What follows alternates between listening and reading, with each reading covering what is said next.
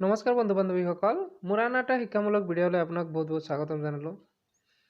অসমৰ শিক্ষকসকলৰ বাবে এটা অতি সুখবৰ যে যোৱাকালি শিক্ষামন্ত্ৰী ডাঙৰীয়াই ঘোষণা কৰিছে যে এতিয়াৰ পৰা শিক্ষকসকলে অনলাইন যোগে বিএড কোৰ্চটো কৰিব পাৰিব।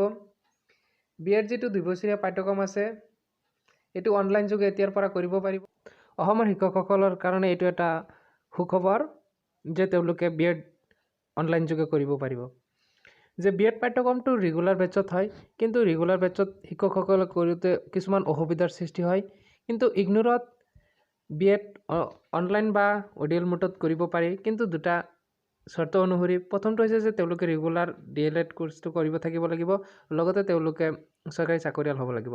কিন্তু দেখা যায় যে এতিয়াৰ পৰা বিএড অনলাইন যোগে কৰিব পাৰিব। যোৱাকালি শিক্ষামন্ত্ৰী ডাঙৰীয়াই কৃষ্ণকান্ত সন্দিকৈ ৰাজ্যিক মুক্ত বিশ্ববিদ্যালয়ৰ জৰিয়তে কৰিব পাৰে বুলি ঘোষণা কৰিছে। গতিকে এইটোৰ কাম নিশ্চয় এইটো বছৰৰ শেষত অৰ্থাৎ 2022 চনৰ মানত চাগে আৰম্ভ হ'ব। গতিকে আপোনালোকে ধৈৰ্য ধৰক, নতুন কিবা খবৰ আহিলে আকৌ জনাই দিম। আজিতো এইখিনি এটা সৰু ইনফৰ্মেশ্যন দিব লগা আছিল। ভিডিঅ'টো যদি ভাল পাইছে তেতিয়াহ'লে নিশ্চয় এটা লাইক কৰিব, লগতে চেনেলটো ছাবস্ক্ৰাইব কৰিব।